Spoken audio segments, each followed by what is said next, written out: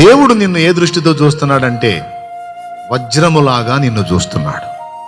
వజ్రం అనేది 100 ఒక్కలైనా దాని విలువలో ఇంత తేడా రాదు. అర్థమైందా? చెప్పండి. వజ్రం 100 ఒక్కలైనా దాని విలువ మారిద్దా? బంగారం ఎంత మలినం వంటినా, లేకపోతే ఎన్ని ముక్కలు చేసినా బంగారాన్ని, ఇదే నిన్ను మొక్కలు చేసేది అసలు అబ్బే ఏం కాదు. ఎన్ని మొక్కలైనా సరే దేనికి తగ్గ తూకం దానికి ఉంటుంది. విలువ మారదు.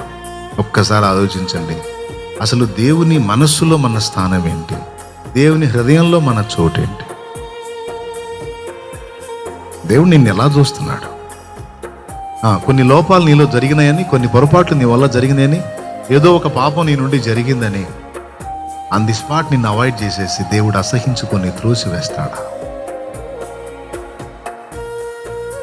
ఒక్కటి నువ్వు చేయగలిగితే ఆయన చేసేది ఆయన చేస్తాడు. ఏంటో తెలుసా?